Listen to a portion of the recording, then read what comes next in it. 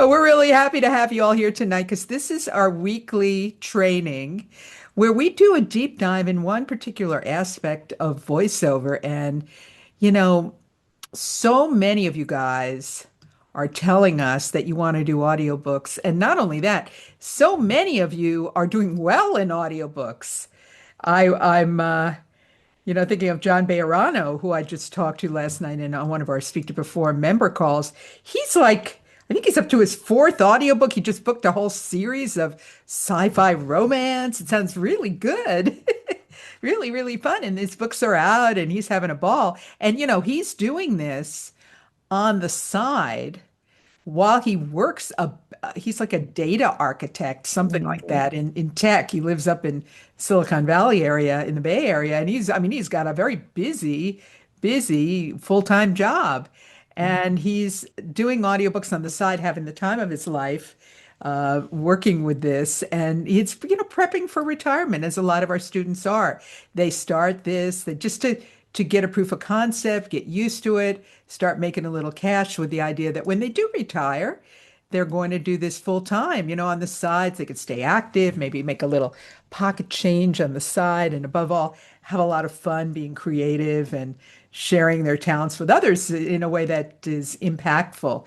So whether that's you, whether you're here tonight because you just looking for a career change, or just looking to have some fun, you always wanted to do voiceover, or you're just checking this thing out, you are very, very, very welcome. So we're super happy to have you. And let me start our presentation, Ms. Donna. So, three secrets of audiobook character development is the topic tonight. This is about the character side of audiobooks. They are character rich for obvious, we all know that, right? You're going to read a book, there's a ton of characters. You have to do all the voices, but don't freak out. You're not going to do them extensively. You're not trying to be like Mel Blanc and the Warner Brothers cartoons. No, there's an art to this, and it's something that you can learn. And so we have a resource for you at the end of tonight's program, and I want to just give you some of the top secrets tonight to make this well worth your while. So, quick reminder to turn your phone off, okay? Because this is your time. You don't need it beeping at you and reminding you that you have texts and chats and things like that. So just send it out of the way for now. And I want to remind you also that we do a podcast. We are in our third season. It is called the Great Voice Podcast. I couldn't think of another name. And I said, let's just get this thing up and running. And it is really doing phenomenally well. We have thousands of subscribers and listeners, and we're missing you. It's free. You go wherever you get your favorite podcasts, and we're there. We're in all of the podcast players, and even on our website. If you just get confused, just go to greatvoice.com and sign up for the podcast because our website is newly updated. Yeah, we made it so much easier for you to use. There are new resources. You can access the podcast, our calendar of events, easy access to the member portals, and lots of great information there for you at greatvoice.com. So check it out if you haven't been there in a while. And if this is your first time on one of my spotlight trainings, would you come in the chat and type first time? So Donna and Deborah's here too. Hey, Deborah Pryor, our wonderful colleague in LA, who's a talent advisor and one of our demo coaches. And so we all want to welcome you. So come in if it's your first time. Mary Kay Heyman, welcome. Bruce is here too for the first time. Hi, Bruce. So's Craig. So's Ernest. So's Robin. Joanne and Lorraine are here too. Jeannie, nice to see you guys. Awesome. 15. Tootie's already our official welcomer. Tootie's a long time Great Voice first. Thank you, Tootie, for chiming in. Bill Kempy's here for the first time. So is John Anthony. Hey, welcome. Joanne, see, I love it seeing all of our community members, Don, are chiming in and welcoming people too. It's such a We've great got a place to great be. group, We sure absolutely. do, because we're super supportive. It's what makes it fun. I Mhm. know in today's Zoom world. Thanks, Kimberly jumps in too. That's great. Welcome, guys. All right. So in our time together, you are going to discover how to become An audiobook narrator with a stable of memorable characters without getting confused, stuck, or doing it wrong. All right, sound good? And it's for you. If you're just starting out, you're wondering if narrating audiobooks could be for you, or you want to be better able to create and voice characters, give audiobook voice buyers what they want, understand performance secrets of audiobook pros. You want to know also how to sound like the audiobook narrators you hear and get details on how to do it better or get started doing audiobook characters. So there's new people on the line. I'll introduce myself. I'm Susan Berkley. I am the signature voice of Citibank. I work for them almost every single day. I do voiceovers almost every single day. And I was the voice of AT&T for many years. I come from a radio background. I was on the Howard Stern show back in the day. And I have been a working professional voice talent for over 30 years. And I founded greatvoice.com. It's my business. I started it from my tiny little apartment in New York City and grew it to what you see today with my fantastic team. And we have helped launch thousands of successful careers in the 30 plus years we've been coaching. I've written a few books. You probably have Voiceover Secrets Exposed, and I've written Speak to Influence, How to Unlock the Hidden Power of Your Voice, and have been featured in the New York Times, CNBC, and ABC News. So, would you come into the chat and let us know if you are interested in becoming an audiobook narrator? You can answer yes, sure, heck yeah, not sure, not really, but whatever you want in there, as long as it's G rated. And okay, look at that. It's fair. Still checking. It's all cool. Mercy me. Darn, that's what I want to do. Yes, absolutely. Look at this, Nana and Deborah. All these folks. I like darn Skippy. Unmute Deborah, Don, if she's not I unmuted, Deanna. did. You did? Okay. I Maybe she did. just She was fishing remuted. for Deanna. I know it's a good night. Hey, hey, here I Hey, am. Deborah in LA. Hello, It's cold. Deborah. It's Even 45 degrees in LA. We wow, finally okay. caught up. That is cold. That's when the people in LA they just kind of like freeze in place. They Exactly. you guys are wearing down jackets when it hits 60. Right. Anyway, look at all these people that are in totally the right place today. We will deliver. And if you are already an audiobook narrator, tell us how many books you've voiced.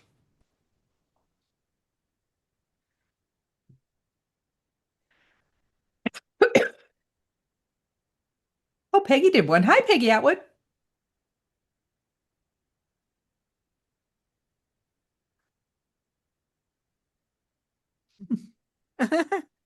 Goose egg.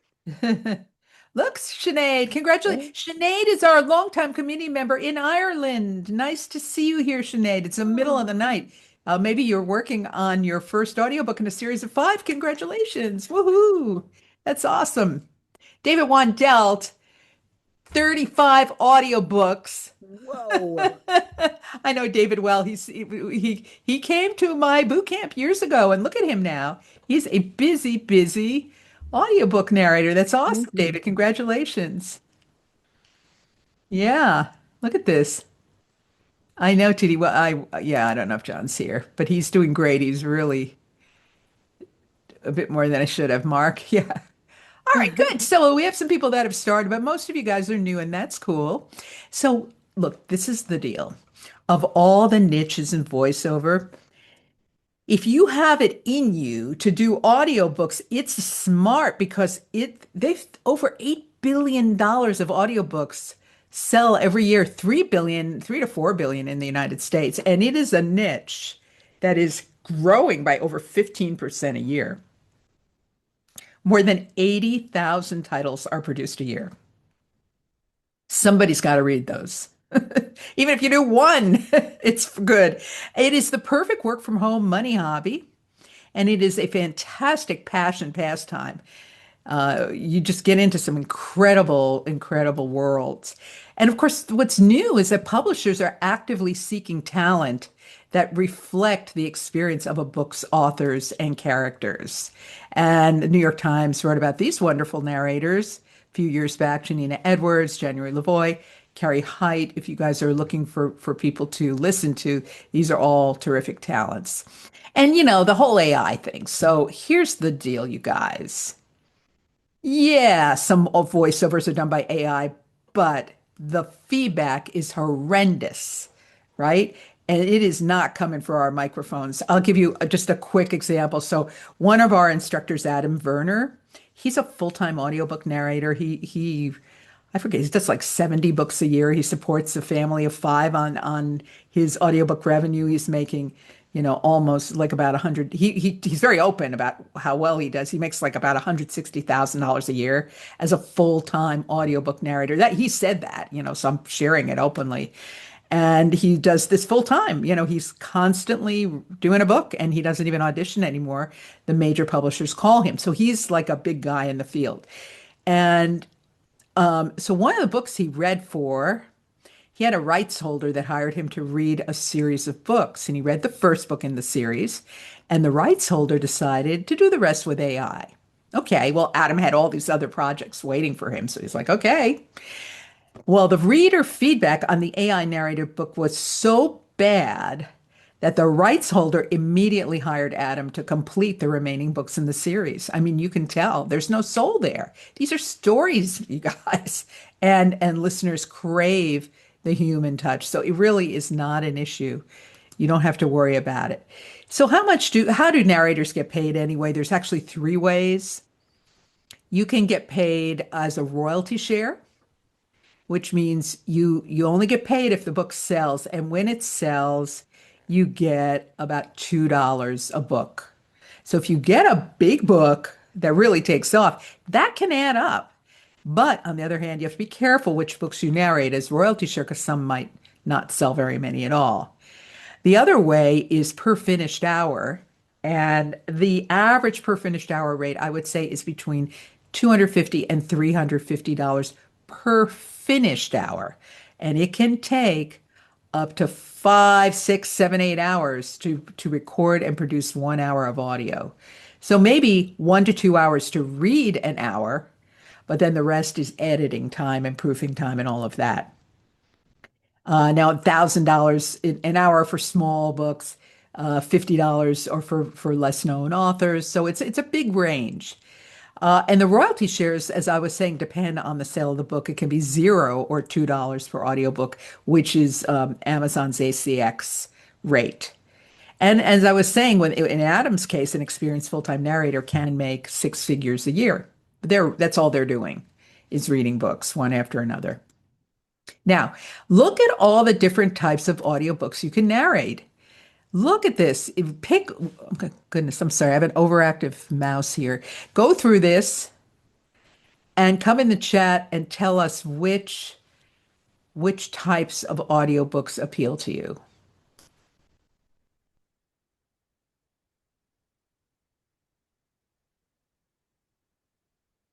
Is it science fantasy fiction? I can tell you that fiction, especially mystery, thriller, and suspense, sells the most. Mhm. And you might be thinking, oh, I want to read poetry. Well, you can. You probably won't make any money at it because those types of books don't sell very much. But for sure, the fiction, mystery, thriller, and suspense sell the most. Romance books, erotica, obviously, too, sell quite a bit. Mhm. Good, good, good. Look at this, guys. Wonderful. Thrillers, romance, yep. Lots of Christian. It's a Yeah. huge market, Christian publishing. Yeah. Giant. The Harry Potter series, Mhm. Jim Dale, I guess, was the actor who read those. Mhm. And he didn't want to know what was going to happen. Actually, they didn't want to tell him. So they gave him a few chapters at a time. So he would read ahead and they kept giving him the chapters, dosing them out. So he wouldn't know how he discovered the plot along with the reader. It was pretty cool. That's But pretty smart. But for the rest of us, right, when you read a book, you got to read the whole thing ahead of time, probably several times to figure out the characters. The top audiobook narrators actually have readers, people who read the book ahead of time for them and flag all the characters to help speed up the process. It's interesting, right? So look at all this. This is great, you guys. Oh, wonderful. I love audience participation. Got a good group down, and maybe they're awake because of the cold. They are. Oh, that could be it. That could be it. Absolutely. Um, All right. So, as I was saying, fiction is the most popular type of audiobook. And to succeed as a fiction narrator, you need to know how to create a never-ending stream of memorable characters. There's going to be a lot of them, obviously. That's all audiobook is all characters. So why can this be a challenge? Well, you get minimal input from the author and the publisher. I know Deborah did some audiobooks. Did you not, Deborah? I did. And how much communication did you have with the author, the rights holder? Outside of how much money I was going to make, not much at all. Yeah. Really, really, not, it's all kind of on you. Yeah. So you have to figure out, you give them 15 minutes to read the first 15 minutes of the book, and then they come back to you with feedback, whether you're on target or not. And then when you are, they Right. go, okay, have at it. I'll see you when the book is done. So Exactly. you really need to know how to create these characters and make them real and stay in character. Books can have hundreds of them. Harry Potter had 35 characters in 7 books and over 700 incidental characters that appeared once or twice throughout the books. And you have to be consistent from the beginning to the end. So, like a character appears in the first chapter, he's got to sound the same as when he's in the 20th chapter. And what if he appears 2 books later in the same series? He's got to sound the same because people obviously pay attention. So, here's some surprising ways to create characters that hold up for hundreds of pages and multiple books. Number one, keep it subtle. So this is not like a cartoon. You're suggesting a character, subtle. Pull from your life. So if you need a source of characters, you know hundreds of people, I'm sure, from your life. Maybe someone you remember as a child, maybe a family member, maybe your spouse, right? So you might not do a dead-on imitation of that person, but you might borrow qualities or a certain voice quirk from somebody you actually know. And here's the huge trick, guys. Pay attention because this is really important. You'll have a handful of core characters and then spin-offs. So you might have your dad character. I'm just making that up. And then for Mr. Franklin down the street, he'll be your dad character with maybe a little higher voice, like a spin-off.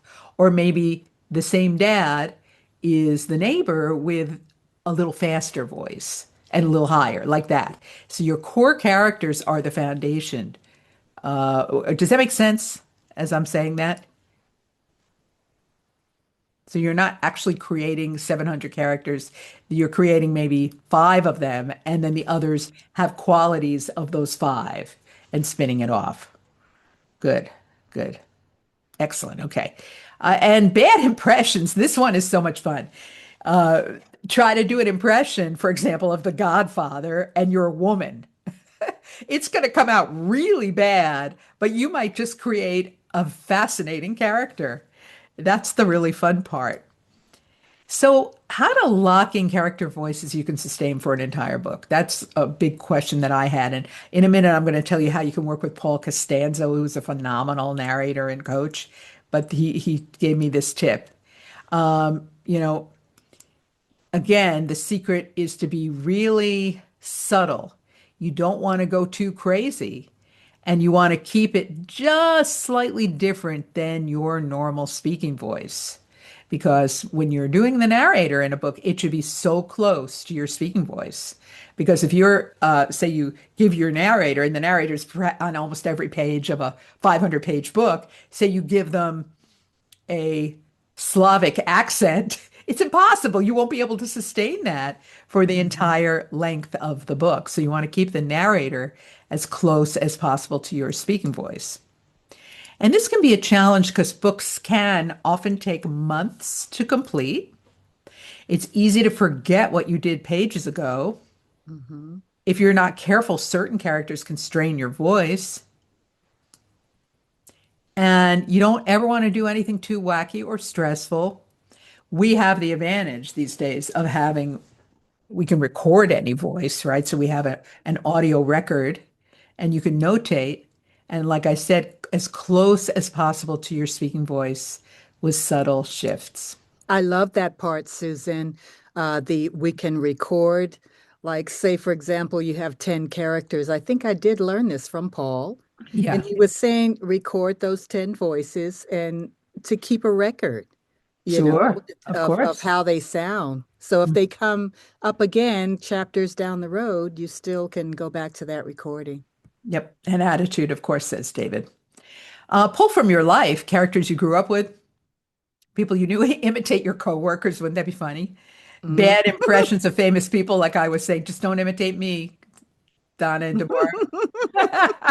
And don't do that witch. Most common.